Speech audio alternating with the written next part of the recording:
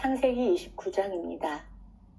드디어 야곱은 메소포타미아 땅, 어머니 리브가의 고향 하란에 도착합니다.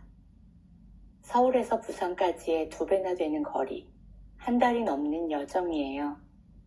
물론 도중에 베델에서 하나님의 비전과 계획을 깨달았고 서원까지 했음에도 지치기 합당한 그 길의 끝에 마치 우연처럼 엘리에셀이 리브가를 만나듯 야곱은 라헬을 만나게 되는데요.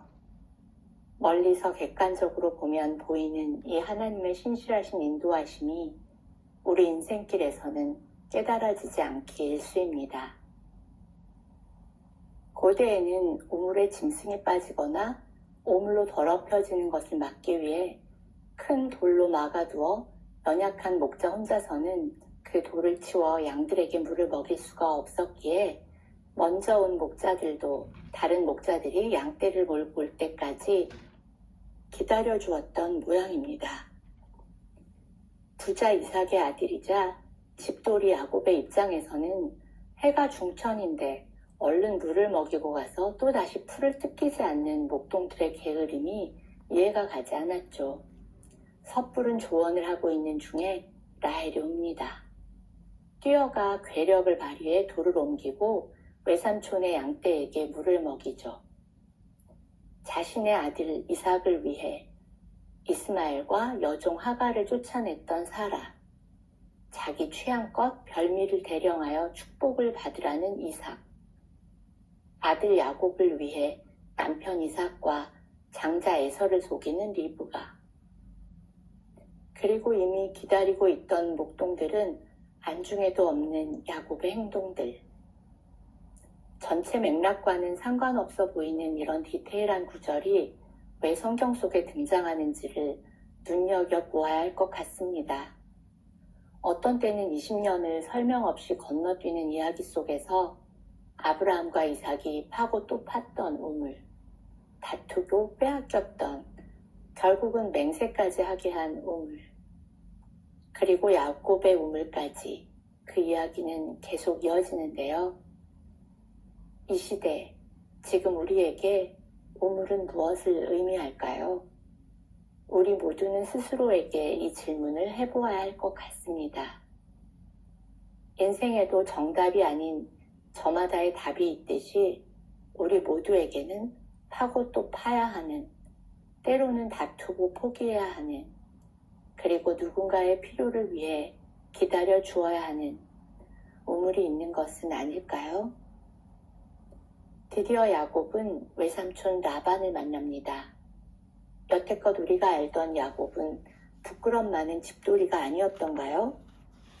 그런데 이 야곱은 알고 보니 라반이 탐낼 정도로 일을 잘하고 성실한 품꾼이었네요. 어쩌면 우리에게 익숙한 환경, 내가 안주하던 삶의 자리를 벗어날 때 우리 안에 감추어져 있던 저력이 드러나기도 하는 모양입니다. 때로 모든 길이 막힌 것처럼 보이고 계획했던 모든 것이 틀어져 버릴 때, 그때가 막다른 길이 아니라 도약할 기회임을 생각해 보게 됩니다. 라반은 품삯을 어떻게 할지 야곱에게 정하라고 하고 첫눈에 라헬에게 반한 야곱은 그녀를 얻기 위해 7년을 일하겠다고 하네요. 야곱에게는 라헬도 없고 시간도 버는 일이었을 테고 라반에게는 사위도 없고 일꾼도 없고 재산은 불어나는 일이니 서로에게 윈윈인 이 계약은 바로 성사됩니다. 7년을 며칠처럼 기쁘게 일한 야곱의 혼인날, 야곱이 얻은 것은 내하였어요. 기가 찰오르시죠. 그 야곱에게 원래 언니보다 동생을 먼저 시집 보내는 일이 이 지방에서는 하지 못하는 일이래요. 아니 그 얘기를 왜 7년 전에는 안 했냐고요.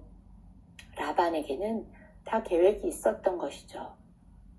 7일 후에 다시 라헬도 줄 테니 또 이 7년을 일하라는 거예요. 레아를 얻기 위해서는 절대로 7년을 일할 야곱이 아님을 라반도 알고 있었던 것이죠.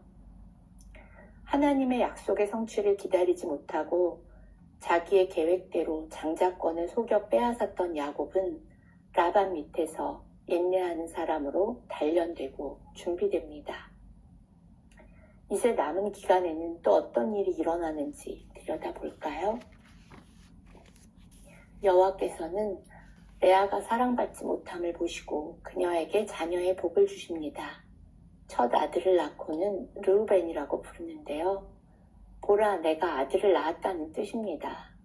둘째의 이름은 시므온인데 내 괴로움을 들으셨다는 뜻이고요. 셋째를 낳고는 이제 내가 새 아들을 낳았으니 내 남편은 내 편이 되어줄 것이라 믿어 연합한다는 뜻의 레위로 지었네요. 네 번째 아들을 낳은 후에야 여호와를 찬송하리로다 라며 유다라는 이름을 지어줍니다. 각 아들의 이름에는 레아와 하나님과의 관계가 고스란히 드러납니다. 자신의 괴로움과 남편에 대한 서운함, 그리고 기대와 소망을 오히려 자랑으로 포장하려는 연약함이 여호와를 향한 찬양으로 바뀌어가네요. 오늘도 하나님은 우리의 필요를 아시고 긍휼히 여기시며 공급해 주십니다. 속이는 자였던 야곱도, 사랑받지 못했기에 상처가 많았던 레아도, 그리고 이 말씀을 읽으며 오늘의 삶 속에 적용시키고자 애쓰는 우리도 하나님과의 관계 속으로 초대해 성장시켜 가십니다. 반지의 제왕의 작가로 유명한 톨킨스는 절망이 완전히 변하여 기쁨이 되는 순간을 설명하기 위해 유카타스트로피라는 단어를 만들어냈어요. 재난이라는 뜻의 카타스트로피라는 단어 앞에 좋다란 의미의 그리스어 접두사 이 유를 붙여 만든 단어인데요. 패배나 절망, 죽음이라고 생각했던 일이 구원의 순간이 된 부활을 설명하면서 만든 단어라고 합니다. 부활하신 예수님을 믿으면서도 내 삶에 놓여진 고난이나 고통 속에서 절망하는 우리에게 이 고통의 시간이 반드시 우리에게 좋은 일이 될 것이라는 믿음. 그래서 부활의 믿음과 동시에 우리의 삶 속에서 실제로 이 부활의 순간을 매번 체험하는 유카타스트로피가 우리 모두에게 필요한 시점입니다.